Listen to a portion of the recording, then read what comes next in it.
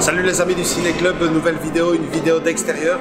On est ici devant l'entrée, vous apercevez la file derrière moi du Comic Con de Bruxelles. Alors pour ceux qui ne savent pas ce qu'est le Comic Con, petit rappel, c'est une convention, le salon donc du comics, du manga, du jeu vidéo, et c'est là que ça nous intéresse aussi, du cinéma.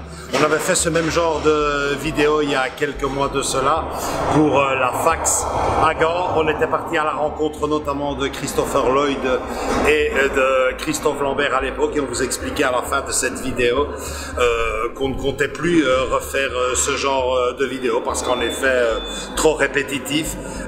Les acteurs qui donc nous offraient les dédicaces étaient assez inaccessibles. Ils refusaient de se faire filmer ou même photographier pendant la dédicace. Tout était, comme je vous dis, donc très répétitif, notamment les magasins, les échoppes. Et bon, on ne comptait donc plus faire ce genre de vidéo, on comptait simplement le remplacer par un shooting photo sur Instagram et Facebook. Tout ça, c'était à l'époque, sans compter l'affiche de ce Comic-Con-ci de Bruxelles. Écoutez, il y a tellement de monde niveau acteur que j'en ai pris des notes, donc je vous lis un peu.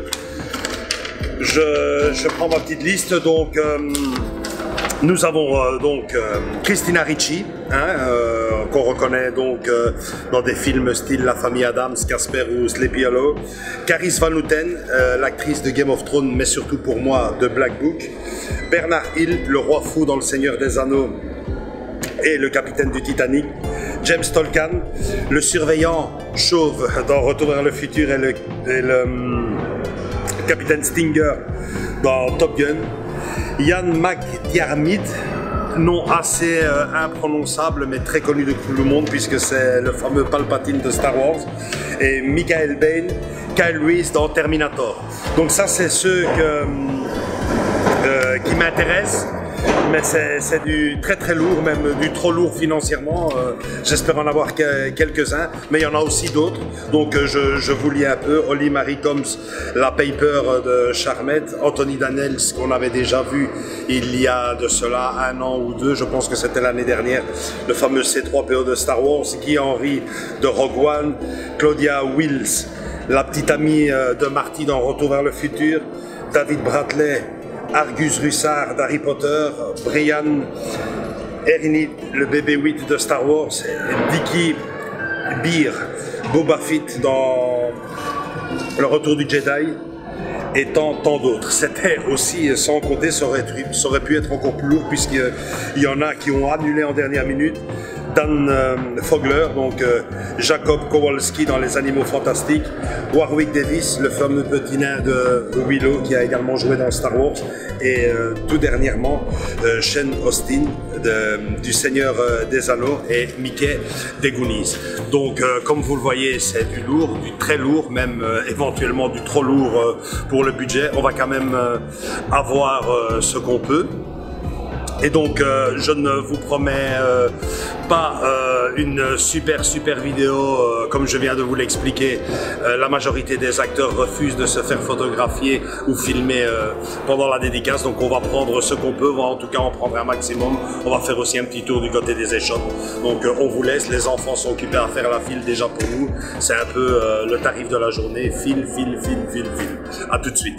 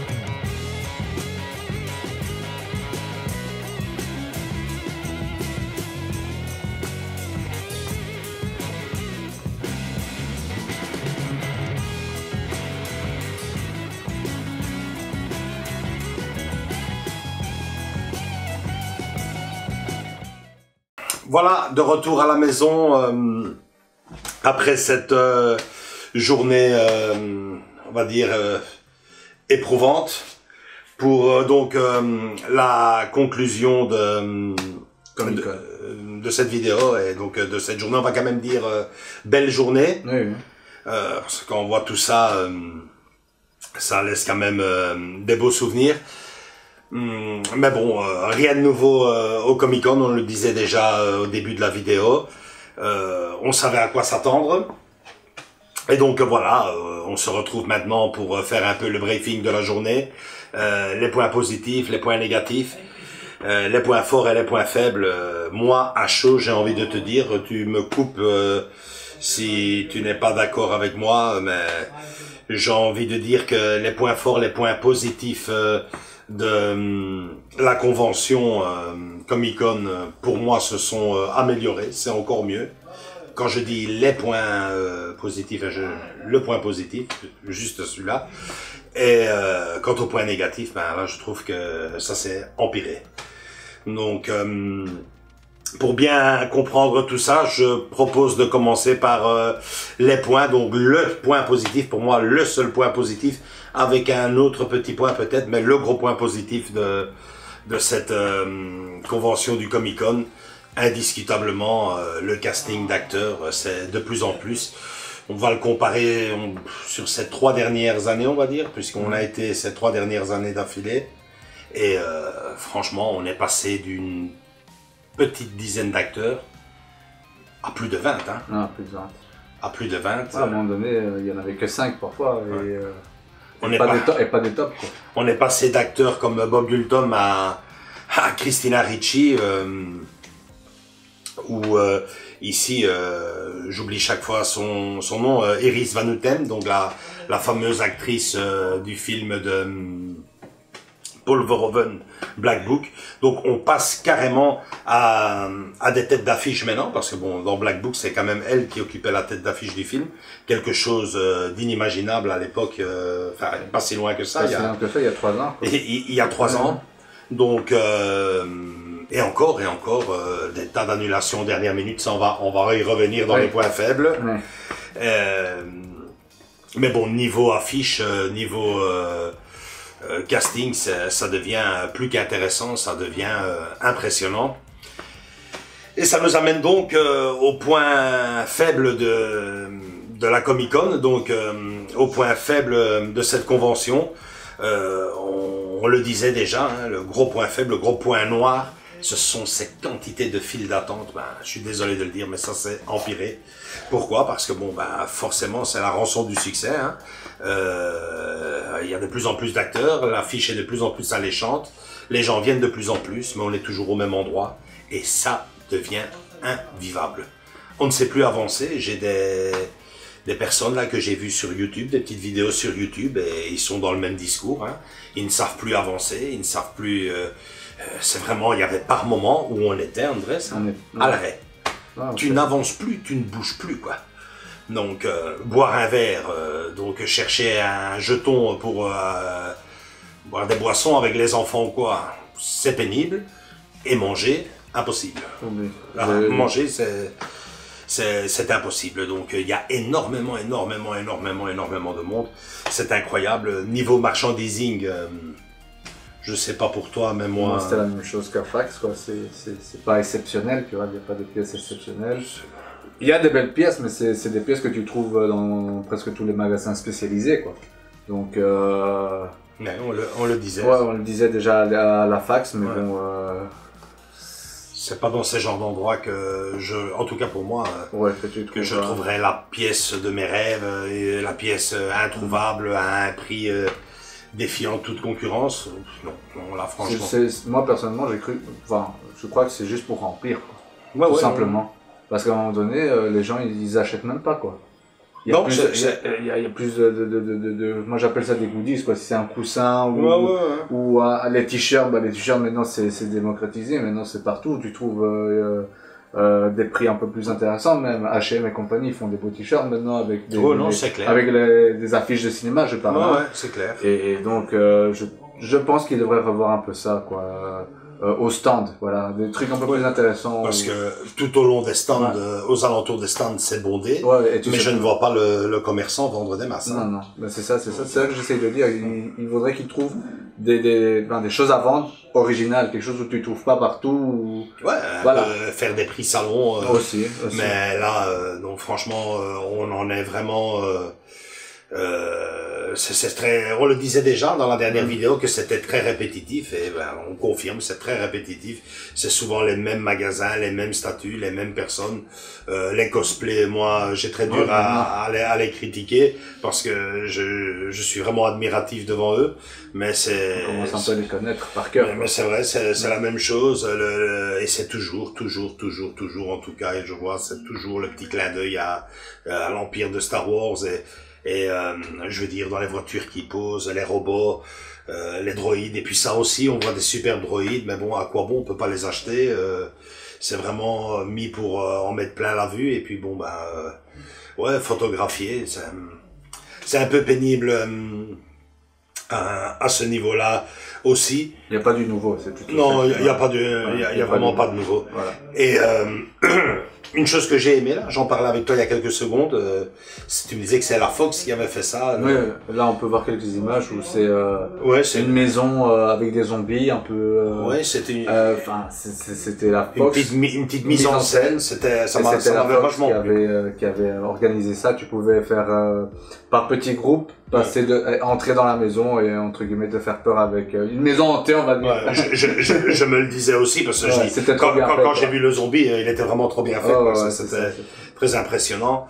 Ce petit clin d'œil, ça serait pas mal de faire des petites mises en scène et tout, mais bon, je trouve que... comme je t'avais dit à l'époque, ils en faisaient, les fan village étaient beaucoup plus travaillés, beaucoup plus de gens qui se donnaient...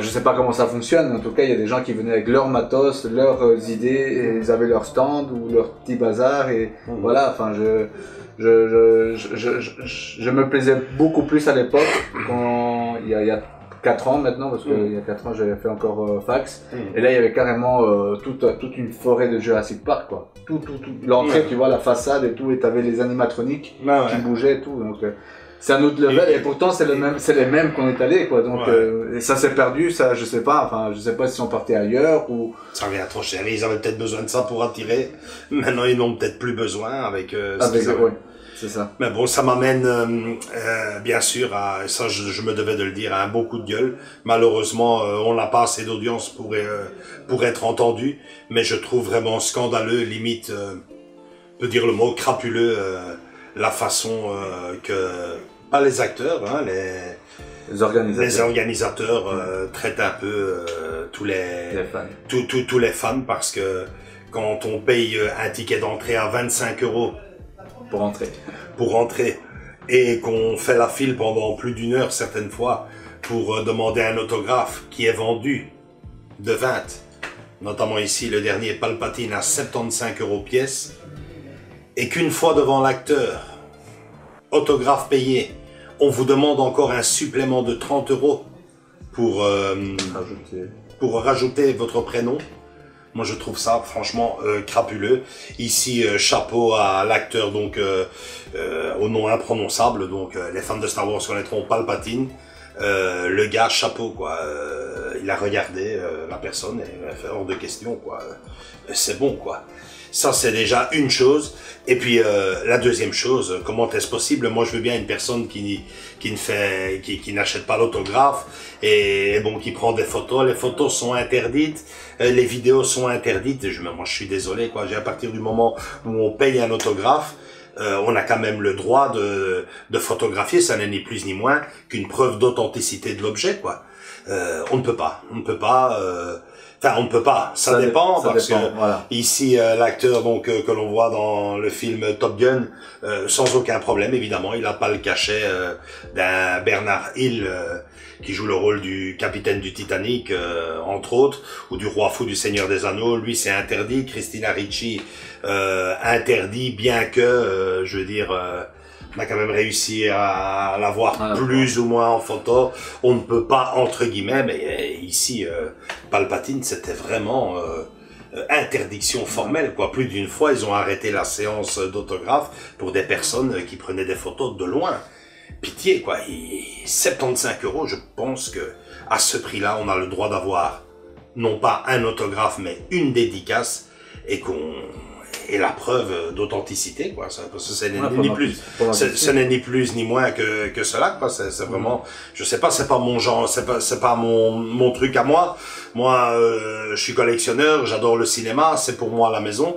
Mais il y en a d'autres qui en vendent. Il y a même des sociétés sur Internet, on trouve, qui vendent et leur preuve d'authenticité dans leur chaîne YouTube, c'est ça, quoi. Voilà, on vend tel autographe à tel prix, voici la preuve d'authenticité, la photo avant l'autographe, pendant et après.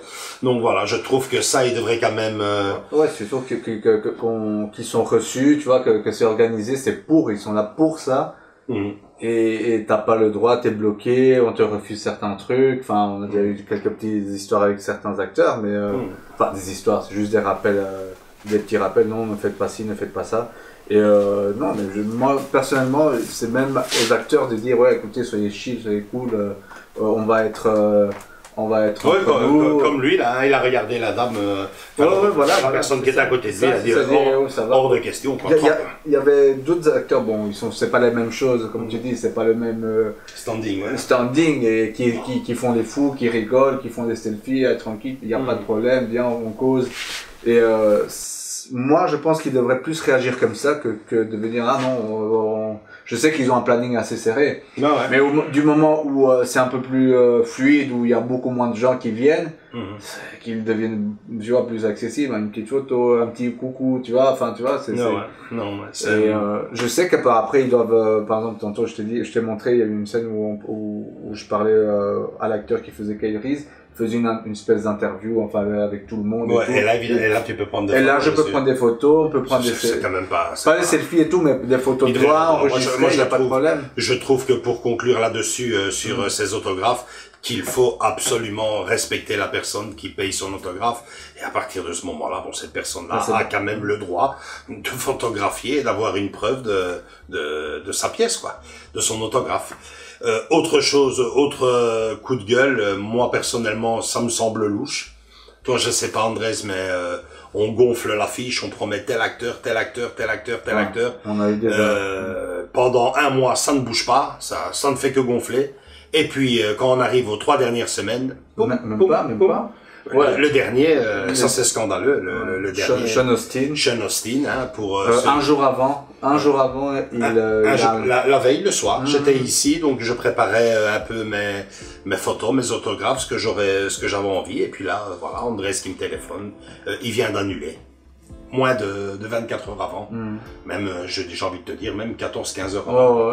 Et ça, c'est louche. Moi, je suis persuadé que c'est annulé depuis bien longtemps, mais il n'annonce pas ça. C'est quand même très, très, très bizarre. C'est pas seulement lui, il y avait aussi... l'acteur du Seigneur des Animaux Fantastiques aussi. Qui a annulé, et le petit nain de Warwick de Willow aussi, qui a annulé, mais lui, à la rigueur, je l'accepte parce que bon, il a quand même annulé un mois et demi avant, mais là, à la dernière minute, c'est vraiment, on va gonfler les tickets. Et Sean Austin, pourtant, Sean Austin, il est arrivé il y a 2-3 ans, il est venu déjà à la fax. Pas à la Comic-Con. Il avait été. Ouais. Et là, bizarrement, il a vu. Il reviendra sûrement, hein, c'est le genre d'acteur qui a l'habitude de faire ça. Mais bon, voilà, c'est comme tu as dit, c'est un peu louche, quoi. C'est très louche. Et parce que tout le monde, enfin, j'ai vu, les tickets se vendaient pas à un moment donné, enfin, en tout cas, les tickets, étaient, tranquilles. Après, tout d'un coup, là, une semaine avant la fin une semaine avant, la Comic-Con, les tickets commençaient à dire, les tickets week-end, c'était fini, rupture de stock, c'est fini. Ouais. Vous avez que les tickets normaux, et là, c'était vendu 80% vendu, 90% vendu, etc., donc, c'était un peu louche, en effet. Ouais.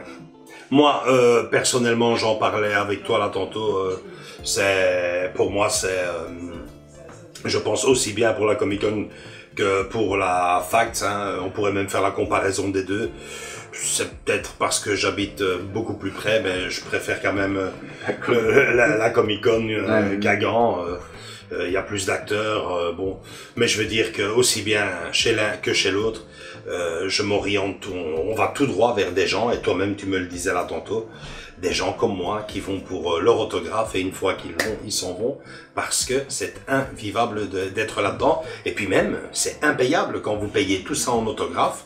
Ben moi je pense que vous n'avez, enfin normalement, hein, à moins que tu aies économisé pendant un an, mais bon. Parce que avoir 5-6 autographes, bon ben ça vous fait peut-être froid dans le dos, mais 5-6 autographes plus l'entrée, ça veut dire simplement ni plus ni moins qu'un budget de 200-300 €, hein, selon les acteurs qui viennent. Dépend des acteurs. Si en plus de ça, il faut manger et boire, et dans quelles conditions? Debout. Je peux vous assurer que vous n'osez même pas vous promener dans les allées de peur de tomber sur un objet et carrément brûler le compte en banque, quoi. Donc on s'oriente vraiment vers une chose, en tout cas pour moi je m'oriente vraiment là-dessus, quoi. Et bon voilà, quoi. La solution, il y en a bien une. Je pense que moi je trouve qu'il y a bien une solution pour mettre un peu plus de fluidité, parce que même les acteurs étaient les uns sur les autres. Ils étaient entassés, oui. Ils avaient juste, enfin, en tout cas celui qui joue dans Kairis, il avait juste une petite file de quelques mètres. Hein, et on était tous entassés en L carrément. En L. Et on bloquait en plus le chemin vers l'autre, de l'autre côté où il y avait l'entrée et compagnie, enfin le reste de l'exposition, quoi. Mais on bloquait carrément nous le chemin, quoi. Moi je dis c'est pas possible, on se faisait pousser. Héloïse se faisait, elle avait comme était avec un sac à dos, le sac à dos. Attention qui vole aussi. Et c'était pas très ils étaient entassés les uns les autres. Les uns les autres. Moi je pense que en tout cas pour Bruxelles, l'emplacement tour et taxi est devenu trop petit pour ça. Il est devenu trop petit pour ça. Il devrait peut-être penser à déménager du côté du Ezel, qui lui a l'habitude depuis des années et des années d'accueillir des grandes manifestations du genre. Et comme je te disais, peut-être agrandir leur pas juste la science-fiction et le fantastique, tu vois, élargir leur catalogue, des acteurs beaucoup moins connus, mais qui travailleraient dans d'autres genres de films, notamment l'horreur ou autre. Mais heureusement, on le voit ici. Hein, ça commence déjà. Pour moi, ma plus belle rencontre, ça a été les trois, là, hein, Bernard Hill, Caris Van Houten et Christina Ricci. Pour moi, ces trois-là étaient là, et heureusement, ils ne font pas que des films fantastiques. Donc, on parle quand même de Titanic, Black Book et Le Cavalier sans tête, La Famille Adams, Casper, etc., quoi. Évidemment, je vous rassure, le monde de Star Wars se porte super bien. Très très bien. Pour Palpatine. Et Harry Potter aussi. J'entends critiquer les nouveaux Star Wars, mais quel film. Trois fois la c'est impressionnant pour un acteur, donc Palpatine, qui bon, c'est vrai, il est quand même emblématique. Mais enfin bon, voilà.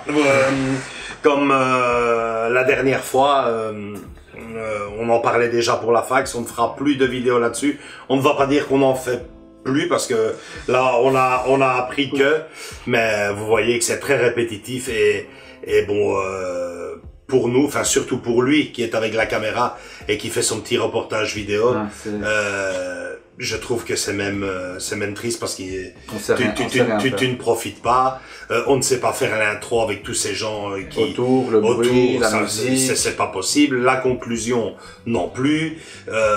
Vous êtes là avec votre appareil, on vous pousse de tous les côtés, on s'entend pas parler, c'est pas gai, quoi. Et bon, si en plus de ça tu vas passer une mauvaise journée, donc ouais, c'est exténuant. En plus, t'étais là, tu veux faire quelque chose, pas moyen, tu veux enregistrer, enfin il y a un peu la déco, quoi, comme je dis, la maison hantée, les voitures, pas moyen, parce que les gens poussent, ils sont. Et puis t'es là avec ton sac, avec ton matériel. Et bon, t'es pas payé pour, hein, on n'est pas des envoyés spéciaux, des journalistes. On aimerait bien plutôt que de travailler dans ce qu'on fait.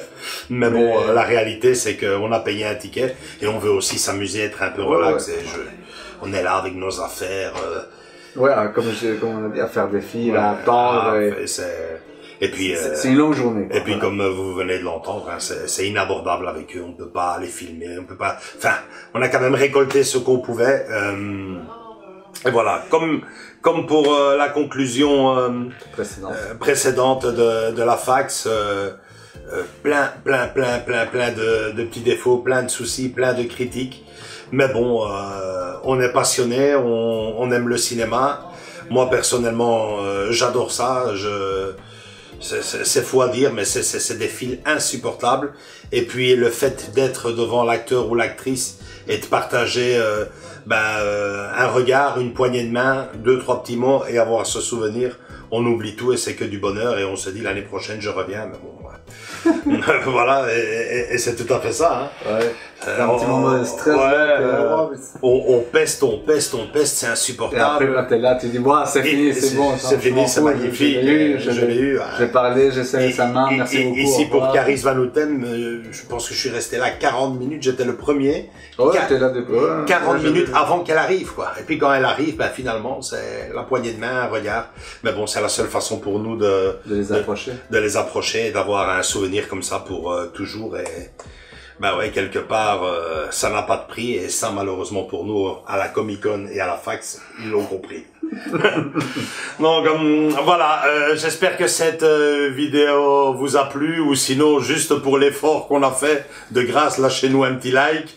Et on compte bien avoir des abonnés de plus en plus. Si vous ne l'êtes pas encore, abonnez-vous.